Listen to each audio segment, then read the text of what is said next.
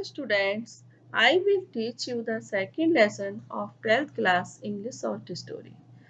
The name of the story is An Astrologer's Day, written by R.K. Narayan. R.K. Narayan is very well known as an essayist and short story writer.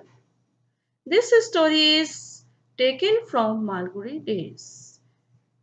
It is the collection of 32 short stories. This story is an Indian astrologer who suffers from the guilty of the climax. Due to the circumstances, he becomes an astrologer. Here the writer depicts how the astrologer befools the people. He has all the ingredients. This story has all the ingredients of good story and it is very interesting climax. Now let us start the story.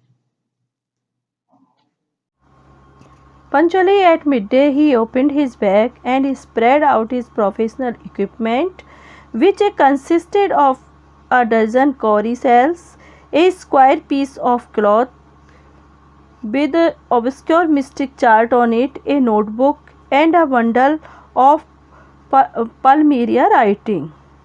Pancholi means रोजाना की तरह, eight midday means दोपहर के समय उसने अपने bag को खोला और spread out his professional equipment means होता है सामान, और उसने अपना व्यवसाय से संबंधित सामान को फैला दिया, विच कंसिस्टेड ऑफ दर्जन कौरी सेल्स, जिसमें एक दर्जन कौड़ी रखी हुई थी और a square piece of cloth with obscure mystic chart on it, और एक चौकोर कपड़ा था जिस पर कुछ ऑब्सक्योर मीन्स अजनबी सी मीन्स अनजानी सी रहस्यमय आकृतियाँ बनी हुई थी।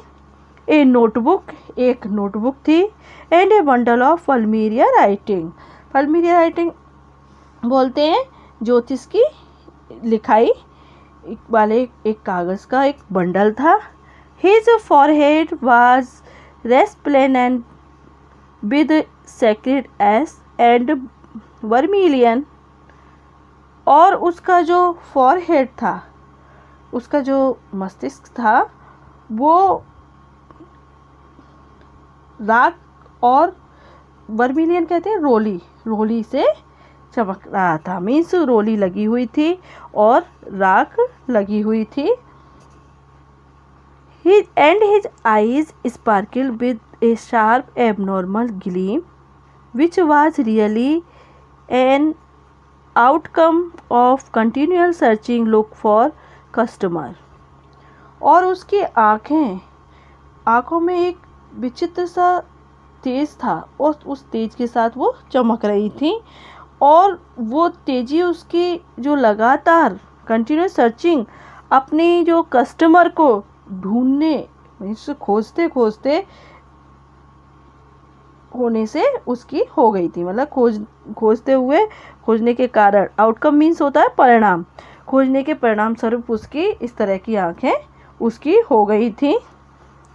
But which is simple client took to be prophetic light and felt comforted, और जिसे उसके जो भोले भाले ग्राहक हैं वो उन आँखों के लिए एक तरह से सोचते थे कि ये बहुत ही ज़्यादा डिवाइन प्रकाश वाले हैं, मीन्स दिव्य प्रकाश वाले उसको समझते थे और उसके संपर्क में आकर के वो सुख का अनुभव करते थे। The power of his eyes was considerably enhanced by their position, placed as they were between the painted forehead and the dark whiskers which streamed down his cheeks. अब देखिए उसकी जो स्थिति पोजीशन किस तरह की थी कि उसके जो माथा था, मीन्स उसका जो मस्तिष्क था उस वो कैसा था, पेंटेड किया हुआ, वर्मिलियन से पेंटेड किया हुआ और राख से पेंटेड किया हुआ था। और उसके जो गाल थे, गालों पर वो उसकी डार्क विस्कर्स मीन्स डार्क मूछें थी, उनके मध्य उनकी आँखों की जो चमक थी वो अपनी स्थिति के कारण, मीन्स उसकी ऐसी पोजीशन हो गई थी ऊपर, तो उसका वर्मिलियन से वो पुती हुई थी और उसके जो गालों पर डार्क विस्कर्स थी, उसके बीच में जो उसकी आँखों की जो स्थिति थी और भी अधिक शक्तिशाली लगती थी। Even a half wits eyes would sparkle in such a setting. एक कोई मूर्ख तक की अगर आँखें इस तरह की स्थिति में हो जाएं तो वो भी चमकीली हो सकती हैं। The two crown the effect he wound A saffron coloured turban around his head. और अपनी स्थिति को, है ना, मतलब जो उसकी स्थिति इस तरह की थी, इस प्रभाव को और अधिक बढ़ाने के लिए उसने अपने सिर के चारों तरफ सैफरन कलर की, भगवा कलर सैफरन कहते हैं, केसरिया, है ना, तो उस कलर की उसने टर्बन पहन रखी थी, पगड़ी पहन रखी थी, लपेट ली थी। This colour scheme never fail. और ये तो जानते ही हैं कि ये जो कलर होता है, ये कलर योजना कभी व्यर्थ नहीं होती है, सब प्रभावित होते हैं इससे। People were attracted to him as bees are attracted to cosmos and dahlia stalks कहते हैं स्टम्प्स, है ना। तो लोग उसकी तरफ इस तरह से आकर्षित होते थे जैसे मधुमक्खियाँ जो होती हैं, 20 मधुमक्खियाँ, कॉस्मोस और दहलिया, ये फूल के नाम हैं, कि उस पौधे की तरफ वो आकर्षित होती हैं। He sat under the bough of a spreading tamarind tree which flanked a path running through the town hall park. Town hall park जगह का नाम है। वहाँ से एक गुजरती हुई सड़क के किनारे पर एक इमली का पेड़ था और उस पेड़ की शाखाएं जो हैं, फैली हुई शाखाएं थीं, तो उसके नीचे वो बैठा करता था। It was a remarkable place in many ways. और वो जो स्थान था जहाँ पर वो बैठता था, वो अनेक बातों से, अनेक तरीके से वो बहुत ही ज़्यादा बढ़िया स्थान था। A surging crowd was always moving up and down this narrow road morning till night। सुबह से रात तक जो सर्जिक रोड थी, मीन्स भीड़ भाड़ वाली चलने वाली जो सड़क थी, वो इधर उधर से उसमें भीड़ उमड़ती रहती थी। A variety of trades and occupations were represented all along its way। A variety of trades means तरह तरह के व्यापार और काम वहाँ पर होते थे। Medicine sellers of stolen hardware and junk magicians and above all an auctioneer of cheap cloth who cheated enough दिन all day to attract the whole town। अब वहाँ पर क्या क्या व्यापार होता था?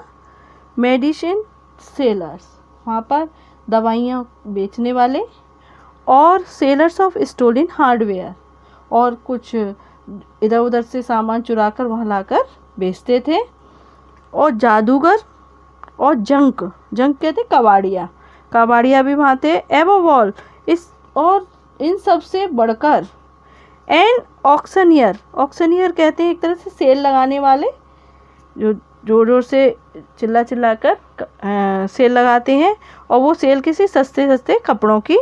Who cheated enough din all day to attract the whole town, जो होल टाउन मीन्स पूरे कस्बे को आकर्षित करने के लिए सारे दिन मीन्स शोरगुल मचाता रहता था।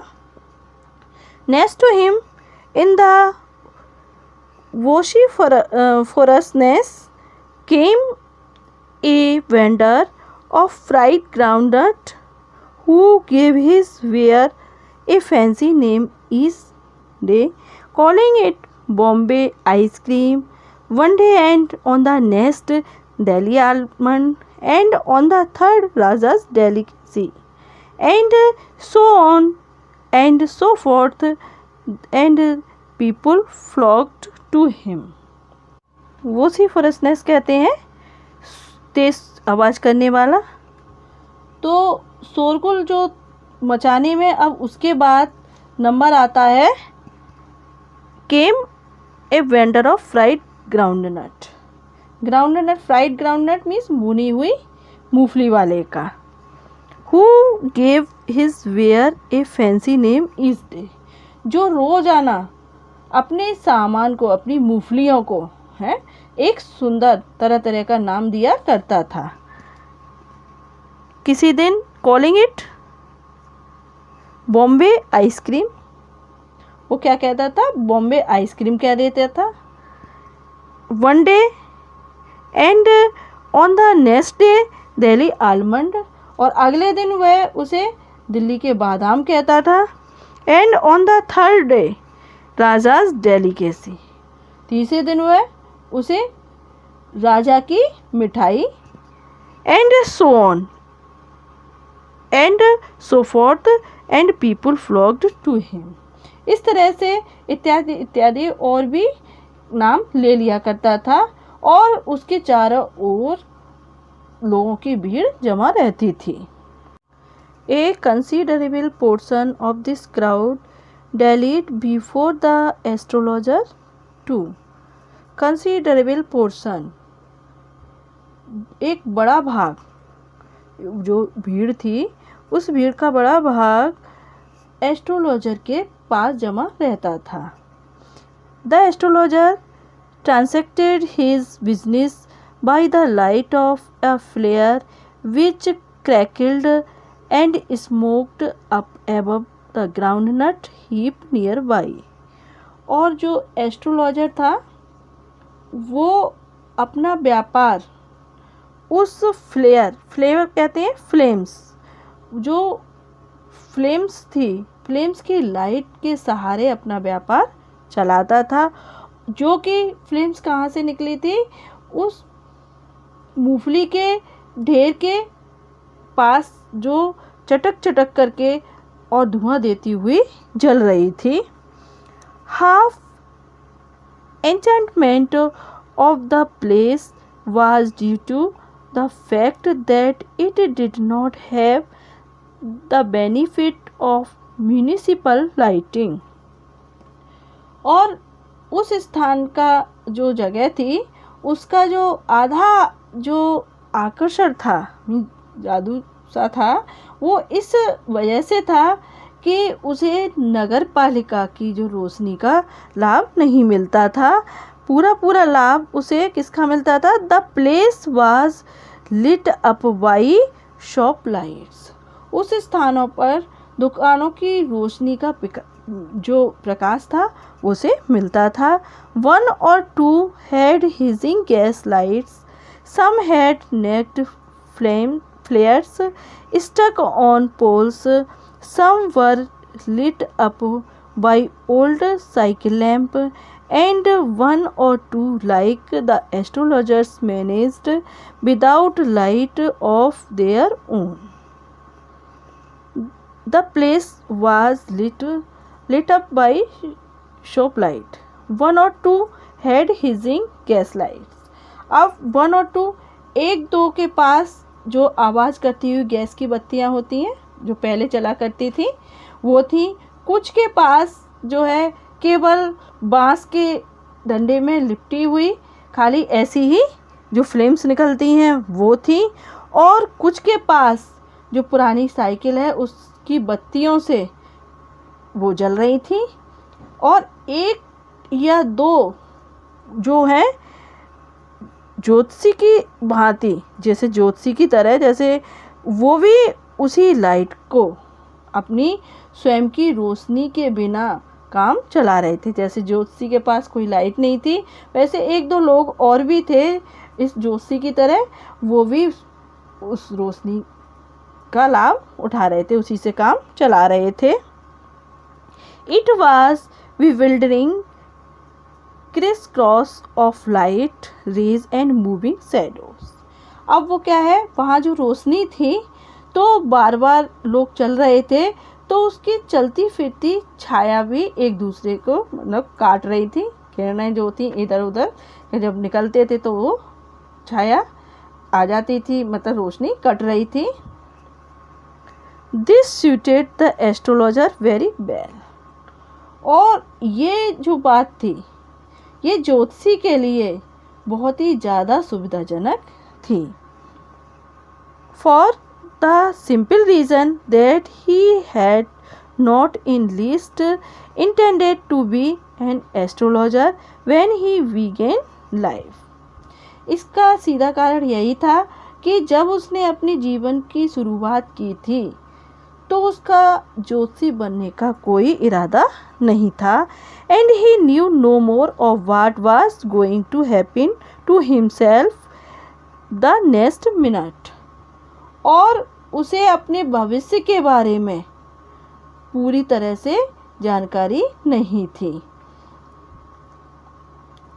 वो स्वयं अपने बारे में खुद ही अनजान था कि अगले मिनट क्या होने वाला है, वो ये भी नहीं जानता था।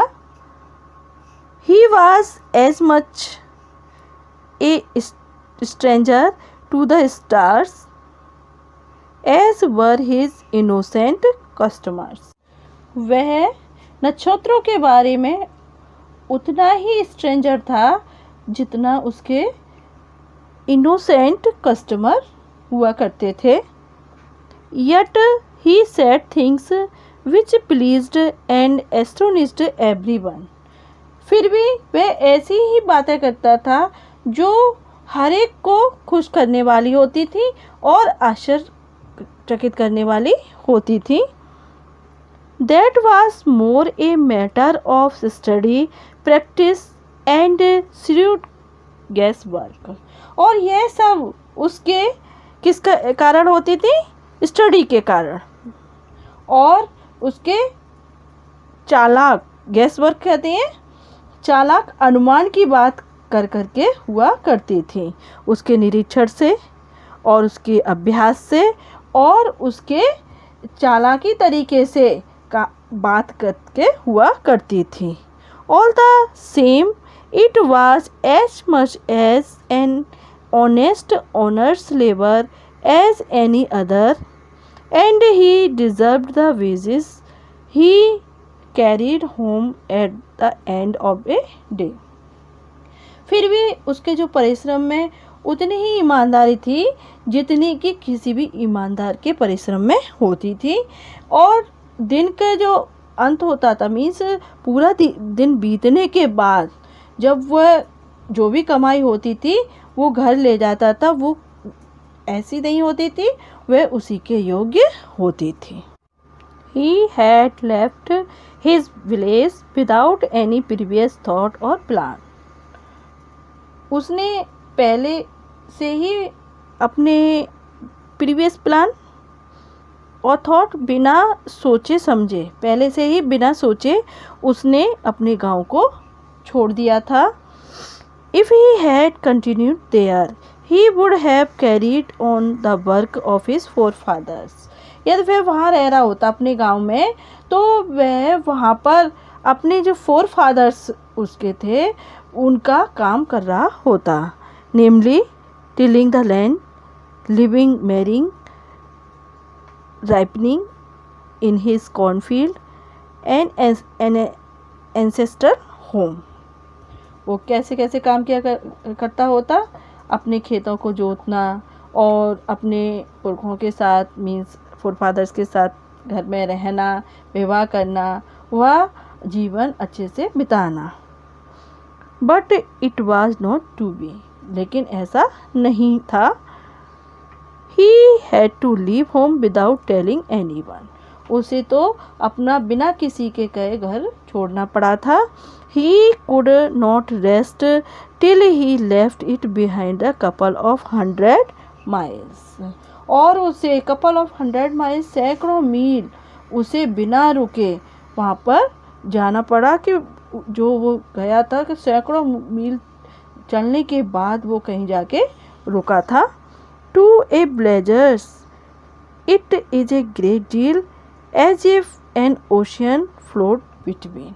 और एक गांव वाले के लिए ये जो इतनी दूर जाना ये बहुत बड़ी बात थी. जैसे इतनी बड़ी बात थी जैसे दो स्थानों के बीच में एक महासागर की दूरी हो. इस तरह की गांव वाले के लिए बात थी.